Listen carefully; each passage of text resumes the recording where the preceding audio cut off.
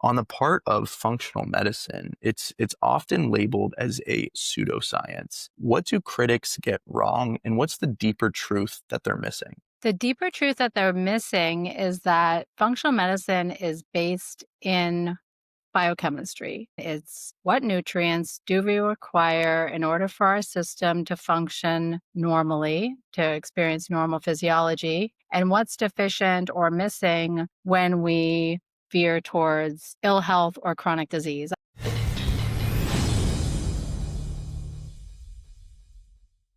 Welcome back to the Primal Reset podcast. Today, we're joined by Dr. Melania Lidle, a naturopathic doctor, a public health expert, and the founder of drmillie.com. She spent over 2 decades helping women reclaim their health through mind, body, spirit integration, functional medicine, and holistic nutrition. From leading coaching to educating future practitioners at the School of Applied Functional Medicine, she's been at the forefront of redefining preventative health.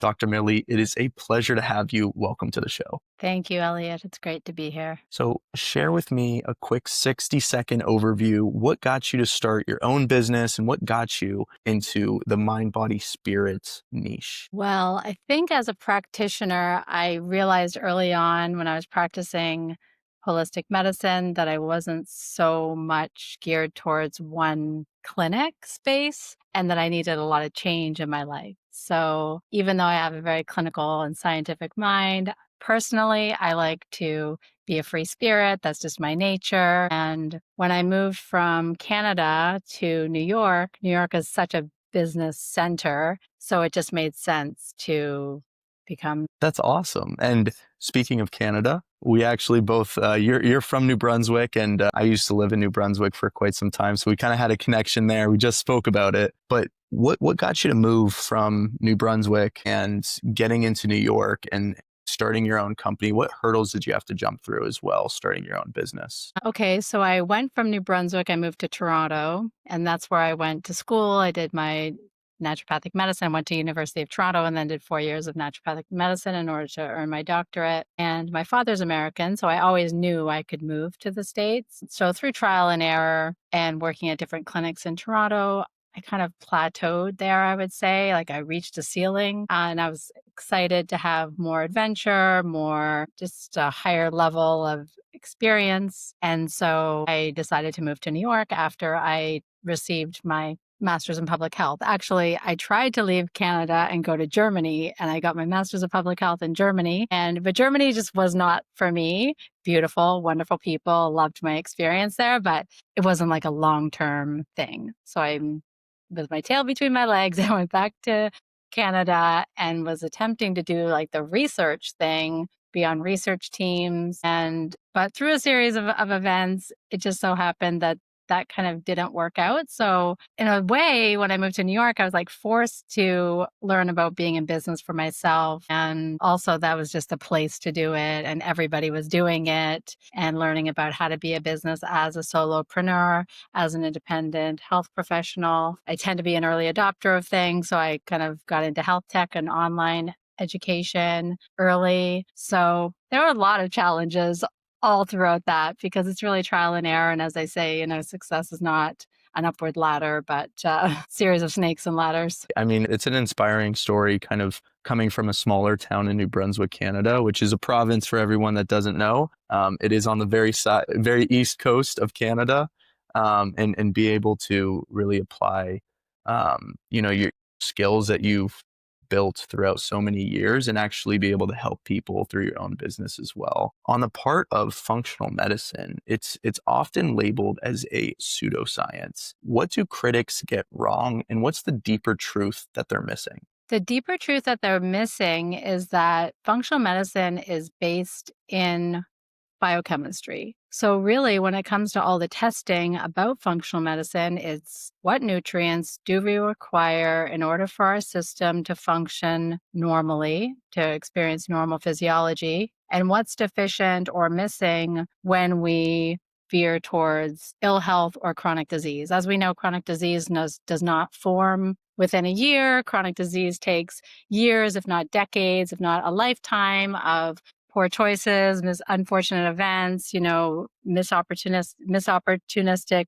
genes, or a combination of all of those things. And so, although functional medicine is based also and seeks for innovation, it's still rooted in science, biochemistry. So that's what I'd say is the biggest issue that people get wrong. And it's good to know. I mean, the awareness out there definitely there needs to be more education and more awareness out there that there is different approaches and functional medicine is not a pseudoscience. It's not just a trend either. We're starting to see more and more of it come out every single day. Definitely not a trend. It's a real thing. You've healed people. Can you share, and your big thing is body, soul, connect. Can you share a moment in a client's life that's radically changed your body, soul, connect approach? So at one point, I was working with a woman in New York, and she had stage 4 colon cancer. And I was very overwhelmed by that uh, depth of illness.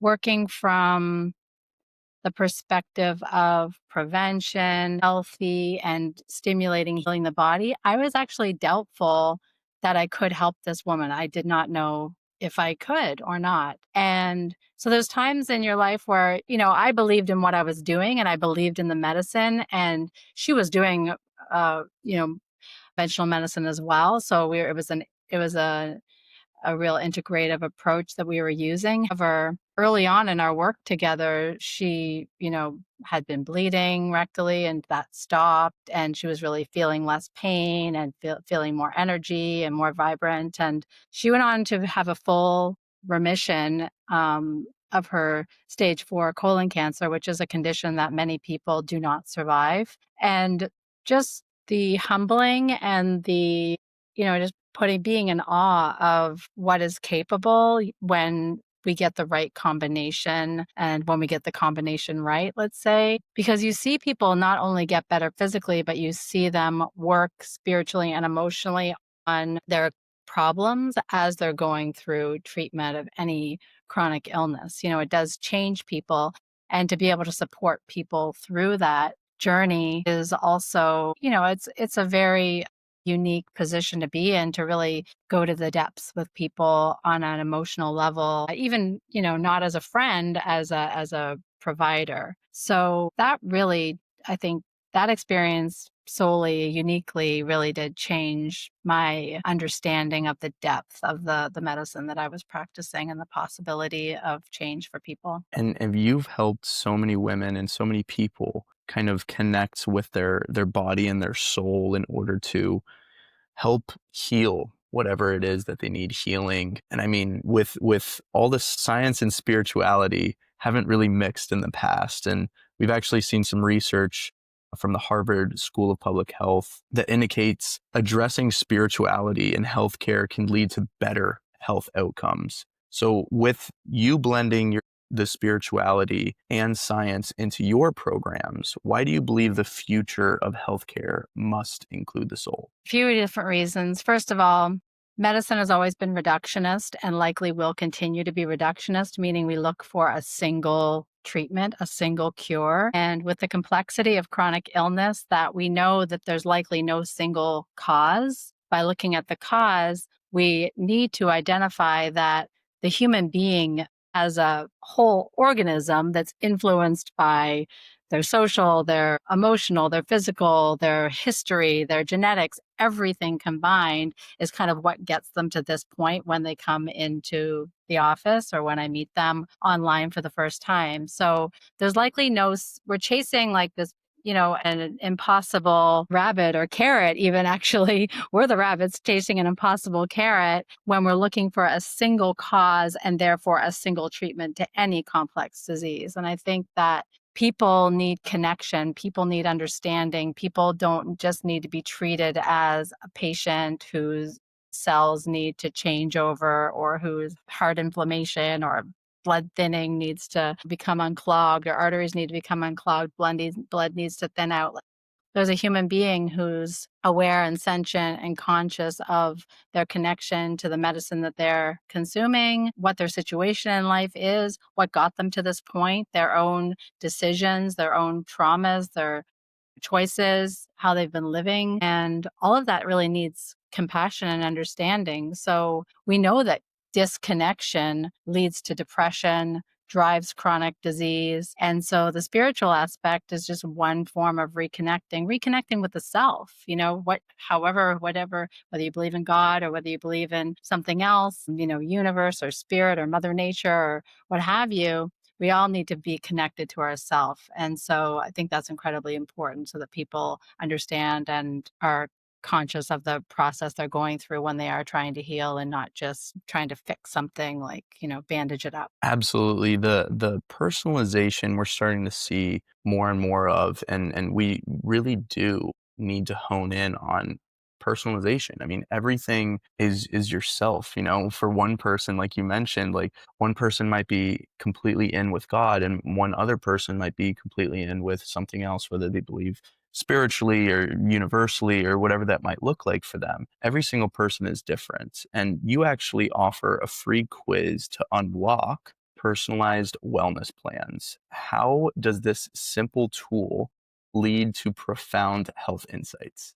Well, it just, it's important when we're looking for healing, change, whether we're working from a prevention point of view, like I don't feel well, there's nothing wrong with me, the doctor hasn't diagnosed me with anything, but I want to feel better, I want to do better in my life, I want to get more from life. So if we're in that spot, or if we're in the place with I'm exhausted all day long, I have this chronic disease, I'm doing everything that medicine has to offer for me, and I'm still not feeling well or I'm discouraged. So we have to honor where we are with ourselves, just like the practitioner needs to honor where the patient is in the moment and not expect them to be somewhere else. It's the same with ourselves. We need to respect ourselves and our journey, and that, we say you're always in the right time. You're always in the right place and time for you, because every moment it's an opportunity to make a new decision or to make a healthier choice or to do something that's better for yourself. And people know. People know, but they need to be reminded that this is actually part of their healing journey and that the two are not separated. Everything is together. And that the choices that we're making to ignore the voices that are calling us to do something or want to do something or forget about our dreams, those are all very important. Those are all contributing to how we felt about our life and, over years and decades in some instances. And that ultimately will go towards training for chronic illness or reversing it or preventing it. So that's the importance of the quiz. It's a great tool that you've used with all of your patients, and everyone should utilize as well and be able to go have some access to it, which we'll share later on at the end of this video.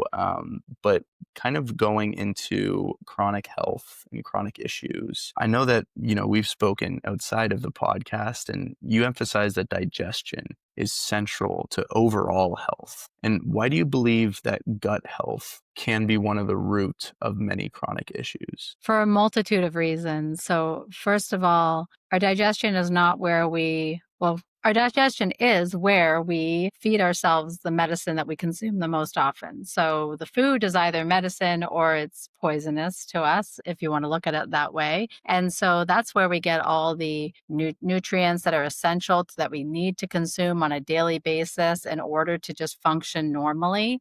And or we don't get those nutrients, or we don't metabolize those nutrients or absorb those nutrients for some reason. And there can be different reasons for that. But so just nutritional status is rooted in the digestion. But then the digestive tract is not just an organ for processing food. The digestive tract is also a part of our largest immune organ resides in the digestive tract. We have trillions of microbes. You might have heard of the microbiome or probiotics or good bacteria, bad bacteria. And so all of this is happening in the small intestine, in little areas of the small intestine, which are having a huge impact not only on whether we have inflammation and the health of our gut, but also the hormones we're producing. Serotonin's produced there and then is sent and delivered to the the brain in order to be triggered so that we have a happy, balanced mood or not. Bacteria can actually, studies have shown that certain bacteria can send messages to us as to whether or not we want to choose to do one thing over the other. There's a question as to, are bacteria controlling your mind, or are you living in free will? And so many reasons as to why gut health, not to mention just inflammation in the gut, leaky gut, so toxins that we're consuming, from soft plastics or microtoxins that are in our environment can redistribute themselves, be reabsorbed back into the bloodstream and give us headaches or pain or inflammation. So various reasons all in terms of, nutrient absorption and the filtering of waste products, what we want to keep, what we don't want to keep, and the recirculation of those toxins, and then also like the very large and complex microbiome. So those are three good reasons. And I agree with you on all of it. I mean, the gut health, and it's become more of a trend nowadays, and there's definitely needs to be a better understanding of what gut health really means. And it's not, if you're going to take probiotics, and any probiotic is going to help you. Everyone's body is different, right? So I heard an analogy yesterday where, depending on what you put in your body, it's like you mentioned, it's either poisonous or it's good for you. And it's kind of like a car. If you need to put, now, not for the electrical cars, but for a gas car, if you put oil in your car, is it going to be good oil? Is it going to be bad oil? Is it going to be good for the car? You're not going to let that oil run out, because then your car needs to get fixed again, right? So rather than waiting until you run out of oil and then having to go to the shop and pay for maintenance on it, we're going to refill that oil. But at the same time, if we put, I don't know, windshield wiper fluid in the oil tank, and it's, your car's not going to like that nearly as much. That's the poison into the oil filter into your car, right? Your car's not going to run very well. And we need to think our bodies in a similar way. We're not going to put windshield wiper fluid where the oil should be. We're going to put good oil, whether it's fully synthetic or synthetic oil, or, we want to put that good oil into us so our body's actually functioning the way our body should. And everyone's individual in that aspect as well. There was another point where I found curious, and I wanted to ask your opinion. There's a doctor, Dr. Sebi, who I had read a long, long time ago, so I might be completely inaccurate, but I believe that his ideology was that most of the disease and most of the illnesses that we've had comes from mucus. So I'm not sure what your take is on that, or if you could dive a little bit deeper, but I was curious to ask you. So mucus is a sign that our body is trying to sequester something. So the body produces it in order to create, a different pH, to physically surround some kind of like infection, or it could be, you know, the same similar thing. If you think of a pearl, like sand gets in the oyster, and then the oyster tries to clean it out, and it does create a pearl. Trying to do that, we don't create pearls. Instead, mucus can kind of linger around. It can become chronic and can affect any aspect of our body. So if we have there should be some normal mucus, like all through our nose and nasopharynx and all the whole ENT, as well as the digestive tract, because the mucus does help to protect the lining of our skin inside those areas. But if we have new mucus being created that causes an inability to breathe, then we can end up with like a chronic obstructive condition, so we can't breathe at night. Or even if it's not obstructive, it could be restrictive, so that we're not getting as much oxygen delivered to the brain overnight. And then this can set us up for different problems.